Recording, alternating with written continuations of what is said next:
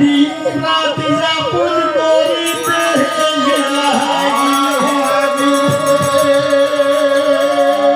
একদিন বিরাস ভাবলেন আমার পিতাকে বলছে আমাকে বলে দিতে। আমার পিতা সম্মত হয়েছে, না পিতার মনের বাসনা পূর্ণ করবো। তাই কি করলেন এই যে বাড়িতে আসার জন্য রুহিদাস বন থেকে যখন ইচ্ছা করলেন, যখন প্রস্তুতি নিলেন, আর এমন সময় স্বর্গের ইন্দ্র এসে তাকে নিষেধ করলেন। স্বর্গের ইন্দ্র বলেন রুহিদাস তুমি এই সময় বাড়িতে যেও না।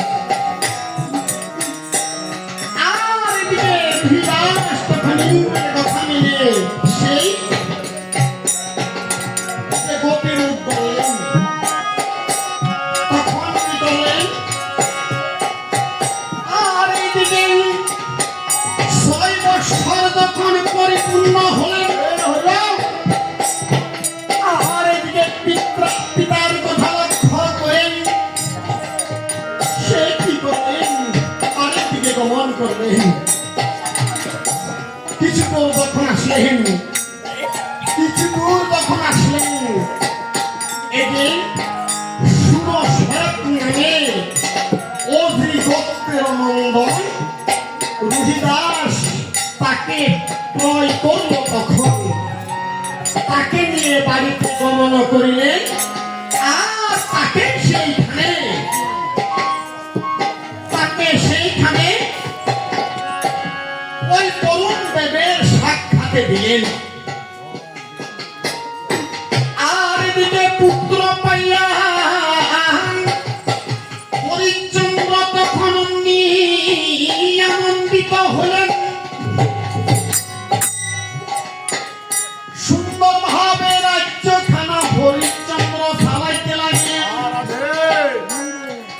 আর স্বর্গে রাজা ইন্দ্রের কথা করেন শ্রবণ। স্বর্গের রাজা ইন্দ্র ছিল অত্যন্ত অহংকারী রাজা। স্বর্গের ইন্দ্র রাজা অহংকারের সহিত বলছে আমি স্বর্গের রাজা ইন্দ্র, এই স্বর্গধামে আমার কিসের অভাব, চারিদিকে আমার জয়ের ধ্বনি, চারিদিকে আমার সুকীর্তির ধ্বনি। কোথায় পুরো নারীগণ নৃত্যের যন্ত্রে আমার এই রাজপ্রাসাদকে তোমরা মুখরিত করে তুল। আর এদিকে পঞ্চকন্যা এসে সেই অপ্সরা পঞ্চকন্যা এসে ইন্দ্রের সাক্ষাৎ যখন নৃত্য গীত করিতে লাগলেন। হ্যাঁ বলছেন ওহে মহারাজ আগে কি দিয়ে পুঁজি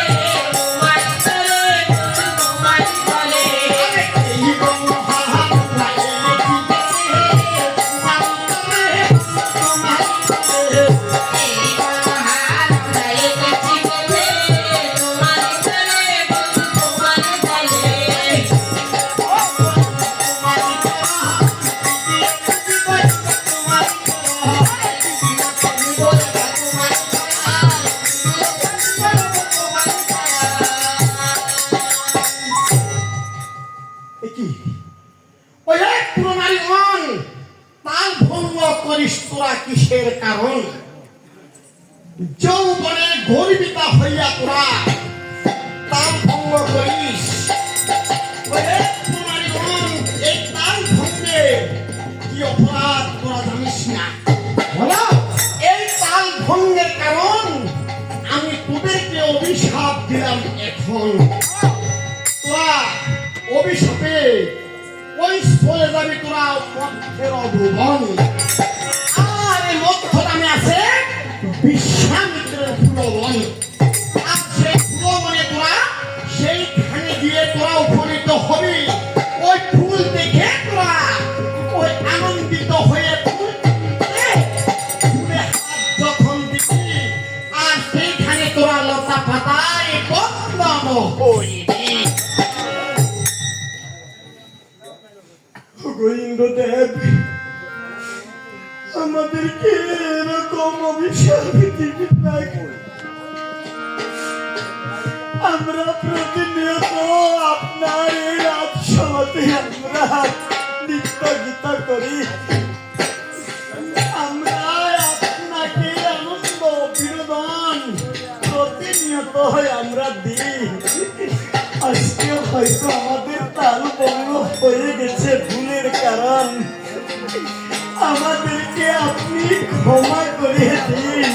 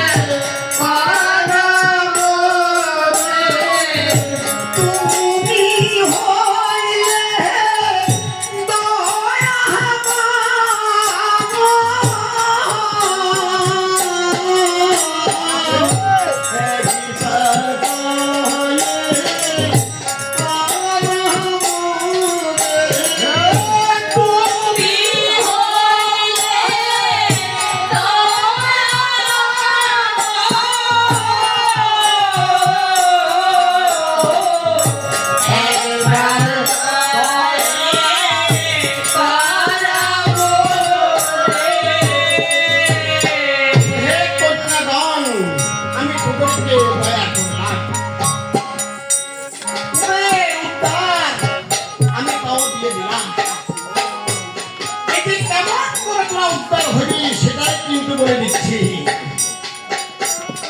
তোরা যখন ওই ফুলবনে ফুল তুলতে যাবি, তোরা যখন লতা পাতায় বন্ধন হইবি, বাঁচাও বাঁচাও বলে তোরা উচ্চস্বরে চিৎকার করবি। সেই বনে হরিশ্চন্দ্র রাজা সৈন্য সকল নিয়ে সেই শিকারে আসবে। সেই শিকারে এসে সেই শিকারে আসবে। সেই শিকারে আশ্রয় পাবে এই কন্যার সে রাজা শুনতে পাবে।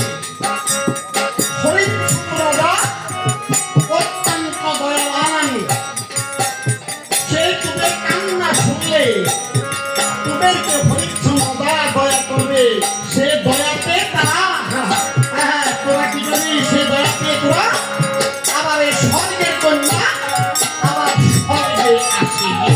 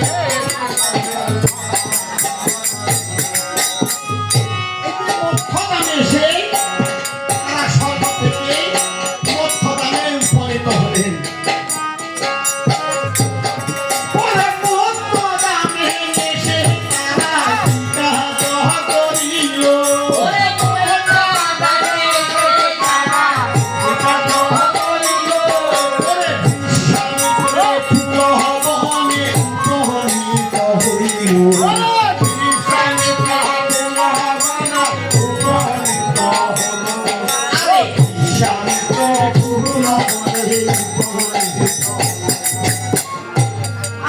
বিশ্বামিত্রের প্রবনে যখন এলেন এই পঞ্চকন্যাগণ বিশ্বামিত্রের প্রবনে সুন্দর সুন্দর ফুল দেখে তারা মোহিত হয়ে গেলেন।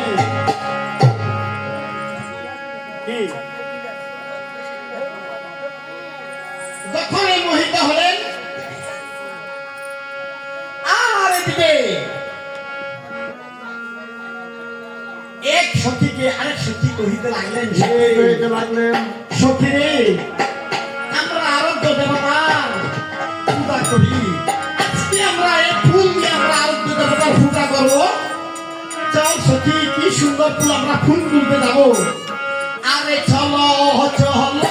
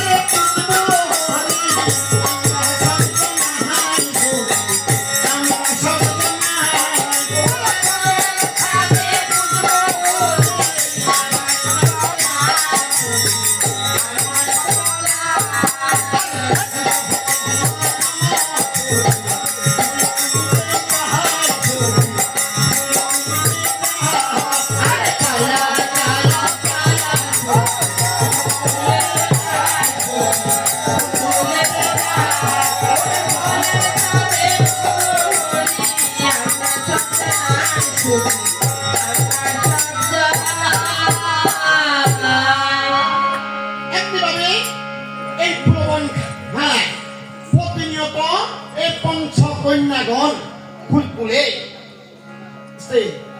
এই পঞ্চকন্যাগণ ফুল তুলে আর ঢাল ভাঙে। একদিন বিশ্বামিত্র কি করলেন, এই শিষ্য সেবক সকলকে কহিতে লাগলেন,